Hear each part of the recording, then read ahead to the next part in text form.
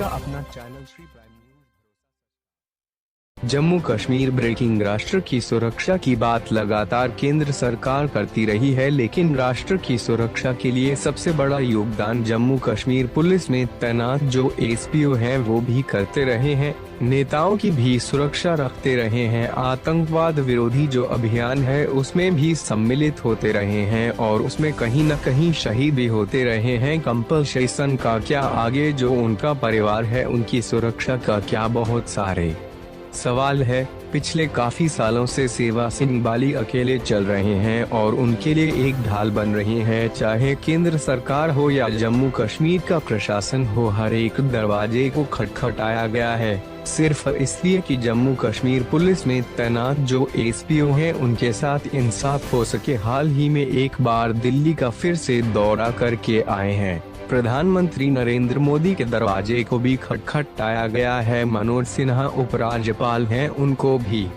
कहा गया है कि कहीं न कहीं जो ये लोग मुसीबतों का सामना कर रहे हैं निजात दिलाई जाए। जम्मू कश्मीर, लद्दाख व तमाम एसपीओ की हक की लड़ाई लड़ रहे सेवा सिंह बाली एसपीओ परिवारों के लिए कोई भी कसर नहीं छोड़ रहे हैं। एसपीओ परिवारों के न्याय के लिए कड़ा संघर्ष भी कर रहे हैं। एसपीओ परिवारों के लिए कड़ा संघर्ष करते करते सेवा सिंह बाली जम्मू कश्मीर की पहली पसंद बन गए हैं। तमाम एसपीओ परिवार सेवा सिंह बाली के लिए हमेशा खड़ा रहता है। सेवा सिंह बाली भी तमाम एसपीओ परिवारों के सुख दुख में भी एसपीओ परिवारों से मुलाकात करते रहते हैं। जम्मू कश्मीर, लद्दाख व तमाम एसपीओ परिवारों को जम्मू कश्मीर के सेवा सिंह बाली से काफी उम्मीदें हैं। सेवा सिंह बाली तमाम एसपीओ परिवारों की लड़ाई को लेकर कहते हैं बहुत ही जल्द तमाम एसपीओ परिवारों को इंसाफ दिला कर रहूंगा। जम्मू कश्मीर के लोगों को अब भरोसा ही नहीं रहा है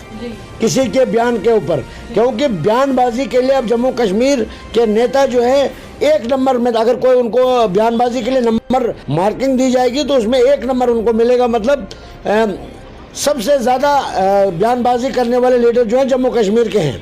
मगर मैं ये कहना चाहता हूँ कि अगर कुछ ऐसा करेंगे तो पूरा जम्मू कश्मीर के 35,000 एसपीओ और उनका परिवार और सबसे पहले सेवा सिंह बाली होम मिनिस्टर ऑफ इंडिया और प्राइम मिनिस्टर ऑफ इंडिया को सैल्यूट करेगा, क्योंकि ये लोग डिजर्व करते हैं। जो शख्स हमारे देश के लिए, हमारे जम्मू कश्मीर के लिए, हमारे लोगों के लिए सुरक्षा के लिए, रक्षा के लिए अपनी जानें तक नशावर कर रहे हैं और वो मात्र 200 रुपये पर डे ले रहे हैं। तो मेरा यही मानना है कि जिस दिन इस नाइंसाफी को ख़त्म किया जाएगा उस दिन मेरी ज़िंदगी का सबसे बड़ा खुशी। मैंने दिल्ली में एक प्रेस कॉन्फ्रेंस में कहा था कि क्रेडिट कोई भी नेता ले ले, मगर मैं कहता हूँ कि कम से कम काम तो करे वो।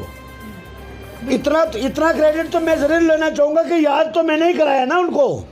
मगर एक बात मैं ज़रूर बताऊंगा, जीत हमेशा सच्चाई की होती है। टाइम ज़रूर लगता है मगर जीत सच्चाई की होती है, अच्छाई की होती है और इंसानियत की होती है। मैं कहता हूं कि एसपीओ को इंसाफ मिलना चाहिए।